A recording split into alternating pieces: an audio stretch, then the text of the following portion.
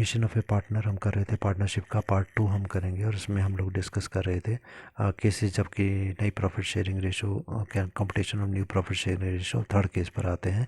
2 cases हम कर चुके थे। When the new partner share is contributed by the old partner in equal ratio, हमारे को बोला गया जब नया साझेदार आता है और पुराने साझेदार बराबर हिस्सा समान हिस्सा जो है उसको देते हैं। तो एग्जाम्पल हम लोग लेते हैं और इसको समझते हैं। एग्जाम्पल हमारे को दिया है, A B are the partner sharing the profits, profit sharing ratio की कितनी है 7:5 की है। दे एडमिट सी को हमने एडमिट किया कितने शेयर पे 1/6 शेयर पे किया। When he which is acquire equally from A and B, उसने बराबर हिस्सा दोनों से लिए। Find new profit sharing ratio. अब देखते हैं सबसे पहले सी का शेयर कितना है 1/6 के लिए आया। अब उसने बोला कि ए से कितना लेना है, ठीक है। तो उसने बोला share acquired from A is equal to 1/6 multiply by 1/2, ठीक है। ये कैसे आया देखो, उसने बोला कि सी जो हिस्सा ले रहा है वो 1/6 ले रहा है पर दोनों ए और बी से बराबर ले रहा है। तो यहाँ पर मैंने एक्सप्लेन करके लिखा है देखो। अब हमारे पास 1/6 हिस्सा उसको देना है पर दोनों से बराबर लेना है। तो अब हम क्या करेंगे 1/6 को हाफ करेंगे, मतलब उसको डिवाइड कर दिया हमने 2 से, तो आधा हो जाएगा। अब जब 1/1 के नीचे 6 आ गया, 2 के नीचे कुछ नहीं है, तो हमने क्या माना 1 के नीचे 2 के नीचे क्या होगा 1। और जब ये उल्टा, जब ये ऊपर जाएगा तो उल्टा हो जाएगा, मतलब 2/1 की जगह हो जाएगा 1/2 मल्टीप्लाई हो जाएगा ऊपर। तो ये आ जाएगा 1/6 multiply by 1/2 is equal to 1/12, ठीक है। तो इस तरीके से हमारा हाफ आएगा।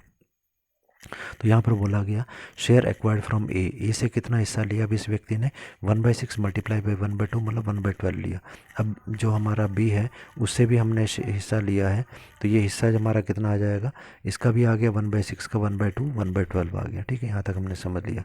अब ए का न्यू शेयर कितना बना आफ्टर सरेंडर, पैसा देने के बाद। हम लोगों ने क्या पढ़ा कि ए जो था उसका हिस्सा बनता 7:5, तो इसको यदि हम करेंगे 7 और 5 को हमने किया तो ये आ गया 7/12, और उसमें से कितना हिस्सा इसने दे दिया 1/12, तो 7/12 माइनस 1/12 इज टू 6/12। अब बी का हिस्सा कितना आ गया न्यू, ठीक है, इसने भी 1/12 दे दिया। तो बी का हिस्सा कितना था पुरानी रेशो के अकॉर्डिंग 7:5 था ना, 7:5 का बन गया ये हमारा 5/12, ठीक है। तो 5/12 और उसने दे दिया उसमें से 1/12, 5/12 माइनस 1/12 जो 4/12, ठीक है। और सी की बात करें तो अब देखें ए का भी 6/12, बी का 4/12, नीचे 12 आ रहा है तो उसको भी हमने 12 बनाना है नीचे वाली फिगर को। तो हम इसको क्या करेंगे 2 से मल्टीप्लाएंगे, 6 2 जो 12 होता है, तो जब नीचे मल्टीप्लाई करना है तो ऊपर भी करना पड़ेगा। तो मल्टीप्लाई करके आ गया 1 × 2 2 आ गया, 6 × 2 हो गया 12। तो यहाँ पर ये सी का शेयर आ गया। अब new ratio of A B C कितनी आ गई, ए का 6/12, बी का 4/12 और सी का आ गया 2/12। तो हम नीचे तीनों संख्याएं समान है, डिनोमिनेटर सेम है, इसलिए ऊपर वाली फिगर्स को लेंगे 6 4 एंड 2। पर जब हमें लगता है ये सारी फिगर्स एक दूसरे से कट सकते हैं और इसको हम छोटा कर सकते हैं, सभी को एक ही नंबर से काटना है, ठीक है। तो 6 को 2 से डिवाइड किया, 4 को 2 से और 2 को भी 2 से किया, तो हमारी रेशो आ गई 3:2:1। अब आते हैं फोर्थ केस पे। हमारे को बोला गया when the new partner share is determined by the old partner sacrifice. अब यहाँ पर बोला गया जब नए साझेदार का हिस्सा पुराने साझेदारों के त्याग द्वारा निर्धारित किया जाता है कि कितना वो त्याग करेंगे इसके बेस पर। एग्जांपल हम लेते हैं ए बी पार्टनर हमारे और रेशो हमारी की आगे 5:4 की। एडमिट किया गया सी को ऐसे पार्टनर। ए ने सरेंडर किया, सरेंडर मतलब देना, ए ने कितना दिया 1/6, बी ने कितना दिया 1/4, किसको दिया सी को दिया। Calculate new profit sharing ratio. तब ए का हिस्सा कितना है हमारा, हम देखें यदि तो ए का हिस्सा हमारे को दिया गया, रेशो पहले दी गई 5:4 की, तो ये हो गया 5/9, ठीक है। अब ए ने कितना हिस्सा दिया 1/6 दिया, तो अब ए सरेंडर 1/6 ऑफ 5/9, 5/9 का 1/6 हिस्सा दे दिया, ठीक है। तो ये आ गया 1/6 ऑफ 5/9, ऑफ का मतलब क्या था मल्टीप्लाई, 1/6 मल्टीप्लाई बाई 5/9 कितना आ गया 5 ऊपर मल्टीप्लाई करेंगे ना 1 मल्टीप्लाई बाई 5 6 9 54। अब ए का हिस्सा कितना आ गया न्यू शेयर। जब उसने देखो उसका शेयर कितना था 5/9 पहले वाला, अब उसने कितना दे दिया 5/24, ठीक है। तो 5/9 माइनस 5/24 उसको घटा दो, तो घटा करके क्या आ जाएगा, एलसीएम लेना बताया है, 30 - 5 करेंगे तो 25/54, ये उसका नया शेयर आ गया। अब हम बात करते हैं बी की।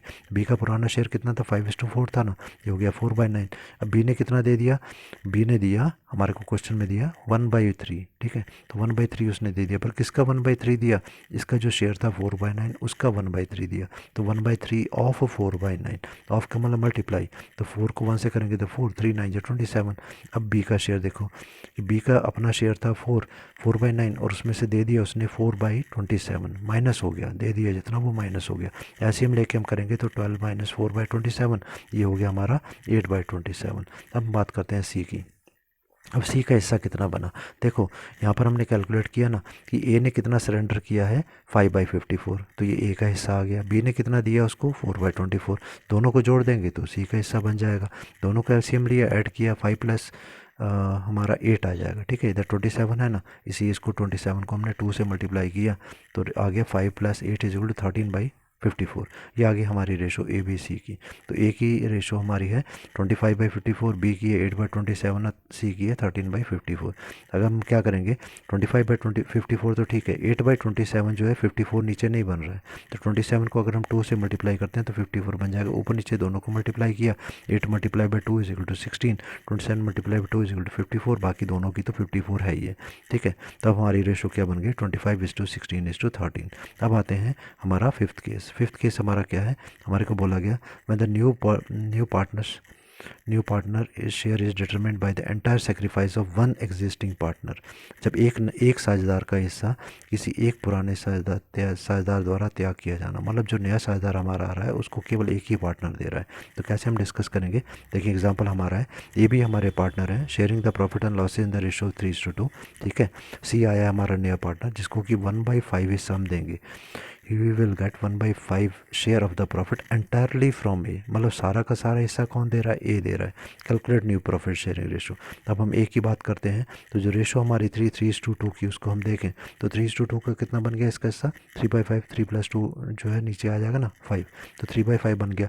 ए ने कितना हिस्सा दे दिया, अब हमारे को दिया गया 1/5, तो ए का सेक्रीफाइस 1/5 है, तो इसका अपना शेयर था 3/5, उसमें से 1/5 उसने दे दिया तो घटा दो, ये आ गया 2/5। तो ए का हिस्सा जो बचा वो बचा 2/5, तो ए का शेयर आ गया 2/5, बी ने कोई हिस्सा नहीं दिया तो उसकी तो रेशो वही आ गई पुरानी वाली 2/5, और सी का हिस्सा कितना था क्वेश्चन में हमको दिया 1/5, तो तीनों का डिनोमीटर सेम है तो हमारी रेशो आ गई 2:2:1 की।